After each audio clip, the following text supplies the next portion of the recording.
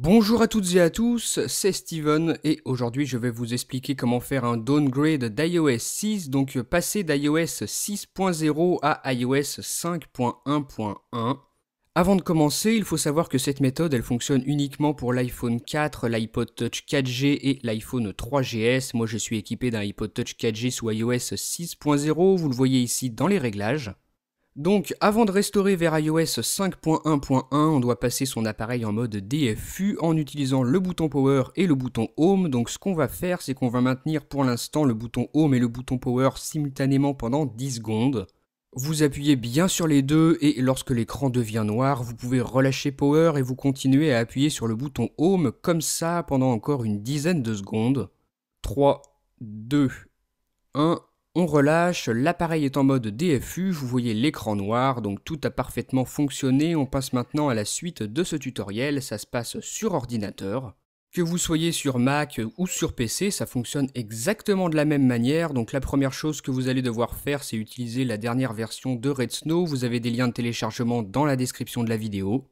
Donc vous ouvrez Redsn0w, vous pouvez voir dans le bas qu'il a reconnu mon appareil en mode DFU, mon iPod Touch 4G, donc on clique ici sur Extra et on passe au panneau suivant, on appuie maintenant sur Pound DFU.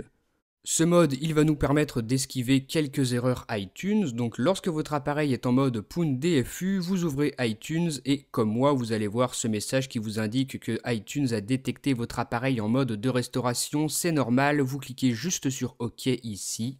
Ensuite, il n'y a qu'une seule option qui s'offre à vous, celle de restaurer votre appareil. Donc si vous êtes sur un Mac, vous appuyez sur la touche Alt de votre clavier tout en cliquant sur Restaurer. Et si vous êtes sur Windows, eh bien vous appuyez sur la touche Shift de votre clavier tout en cliquant sur le bouton Restaurer dans iTunes. Donc vous faites ça, je le fais en même temps et une fois qu'on a cliqué sur Restaurer, on a cette fenêtre qui apparaît et vous allez devoir ici sélectionner votre custom firmware qui va nous permettre de restaurer vers iOS 5.1.1. Donc étape très importante, faites bien attention à ce que je viens de vous dire, vous devez bel et bien sélectionner votre custom firmware, celui qui contient les SHSH d'iOS 5.1.1 que vous aviez dû faire il y a longtemps.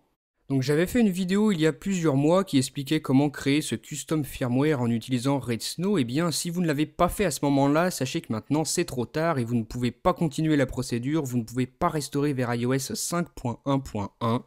Donc j'espère pour vous que vous l'avez fait au moment où je vous avais prévenu. En tout cas, si vous n'avez pas votre custom firmware, vous pouvez vous arrêter ici, ça ne sert à rien de continuer. Pour ceux qui en avaient fait un, eh bien vous le sélectionnez dans iTunes comme je vous l'ai dit tout à l'heure.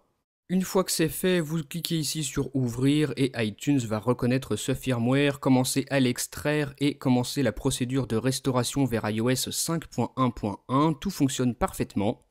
Dans le cas où vous seriez bloqué avec une erreur iTunes, eh bien laissez un commentaire pour avoir de l'aide, mais si vous avez bien suivi ce que je vous ai expliqué, vous n'aurez aucune erreur, tout se passe très bien et sur votre appareil, vous devriez voir la pomme d'Apple.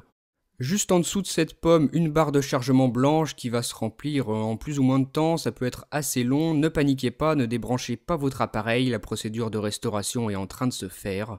On a bientôt terminé, vous serez donc, vous le voyez, facilement passé d'iOS 6.0 vers iOS 5.1.1 et vous pourrez maintenant avoir un jailbreak de type Untethered, ça peut être bien pratique.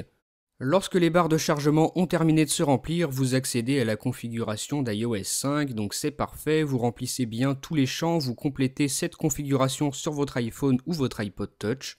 Vous suivez bien les instructions à l'écran, c'est très simple, et une fois que vous avez terminé, vous appuyez sur Commencer à utiliser l'appareil, et voilà, on se retrouve sous iOS 5.1.1 sur notre iPhone ou iPod Touch. La restauration s'est bien passée, vous voyez que c'était pas compliqué du tout de passer d'iOS 6.0 à iOS 5.1.1, vous le voyez ici dans les réglages de mon iPod Touch. Et bien voilà, fin de ce tutoriel sur le passage d'iOS 6.0 vers iOS 5.0.1, ce qu'on appelle un downgrade. Donc si jamais vous avez des questions à poser, si jamais vous êtes bloqué sur une étape, n'hésitez pas à laisser des commentaires dans la description de la vidéo, j'essaierai au mieux de vous aider ou alors les autres internautes. En tout cas, j'espère que ça aura marché pour vous et moi je vous dis à très bientôt pour une nouvelle vidéo. Salut! Si vous avez aimé cette vidéo, vous pouvez rejoindre ma page Facebook et me suivre sur Twitter. Vous pouvez aussi regarder ma dernière vidéo en cliquant sur la vignette. N'oubliez pas de visiter iPhoneaddict.fr et de vous abonner à ma chaîne YouTube pour recevoir toutes mes prochaines vidéos.